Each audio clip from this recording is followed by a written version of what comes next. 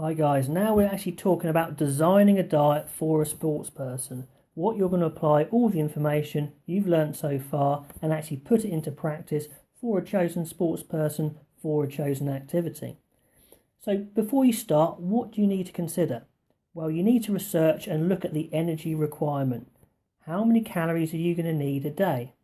Are you going to try and go into positive energy balance, negative or neutral? And where does that energy come from? Now, it's very easy to find high energy foods, but how do you combine that with 0.3 and keep your diet healthy and balanced? So that's a real challenge. And also, are there any specific nutritional requirements for that sport? Certainly, some sports will require higher protein levels for building muscles than others, while others will require higher complex carbohydrate and calorie intake for longer duration activity. And also think about the days. Different days require different things. For example, an intense training day may require a different amount of calories to a game day or a rest day. And also the timing of the food is really important. Okay, so let's just have a quick look at some top tips here.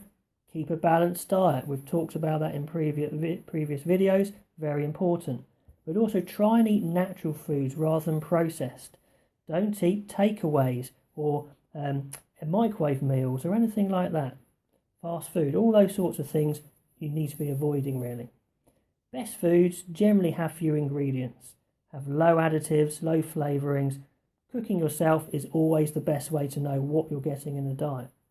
And you'll find that top athletes will always prepare their meals themselves, or they'll have a trained chef and dietitian preparing meals for them. And if you can, eat organic. There's more vitamins and minerals for health in there. Let's just have a quick look at some different sporting requirements.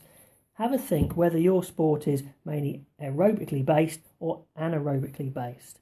Whether you're going to be replacing energy lost during training, or are you going to be mainly looking to use that energy to build and repair muscles and other structures that have been damaged during heavy anaerobic work. You'll find there'll be a lot of crossover, but you also need to think about how much energy and how much protein is needed for these different types of activities. But also, don't forget fluids. Certain activities you will need to replace more fluids than others, and also think of the timing of when you do this. Let's just have a quick look at two words that will come up. Catabolism, or breaking down of body tissue, results in muscle soreness and stiffness, and you will need then to have rest periods of anabolism to build those body structures back up. And yes, you will need energy, carbohydrates, etc. to fuel the activity that creates the catabolism, but also you will need energy to build those structures back up, because anabolism requires energy. So don't think that a rest day won't require you having a good intake of energy and carbohydrate.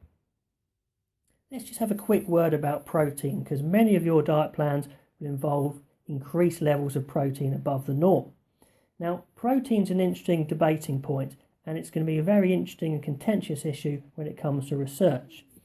Certainly, a lot of athletes that would like to build muscle will intake a lot of protein, but some scientists will say they're taking in too much or excess protein, because you can only take in a certain amount at a time. 30 to 35 grams is suggested. Any more than this might just get straight away excreted or stored as fat. So generally, small meals more often are more important when you're trying to intake more protein. You can work out roughly how much protein you need depending on your body weight using the table below. Now, one thing you may want or may not want to put in your diet plan are protein shakes or supplements. Now, I would always recommend that natural protein is much better through food. However, protein shakes are very efficient and they're very easy to have between meals. So if you're training hard and you don't have time for a meal, or you don't have the ability to digest the food, then maybe a protein shake could be something you put in your diet plan. But also consider the downsides to it as well, rather than jumping straight in there with protein shakes. Here's just an example of a low-fat diet. So just have a quick look at the typical breakfast, lunch, dinner and snacks. And all those foods are trying to reduce the amount of fat in the diet. So if you're planning a diet where someone's trying to lose weight, trying to lose fat, then this might be a good sort of diet. But also observe, I've tried to keep in the fibre, the complex carbohydrates, the vitamins and minerals, just to keep the health there as well. Okay, and finally, just a few terms you need to consider. One thing we haven't mentioned so far is cooking methods. If you're including some really healthy food choices and then cook it in an unhealthy way, for example frying in fat, then you're going to be negating a lot of the good things you're doing. But make sure you include all these things. Get your hydration in there, make sure your vitamins and minerals are in there. We talked about fats and the different types of fats and sources in the fats videos, so go back over the other videos and just recap on how you're going to get all these different elements in, and more importantly, think of the sport-specific demands of your sport and how your diet may differ from a normal person's diet. Okay, good luck with that, and until next time, I will see you later.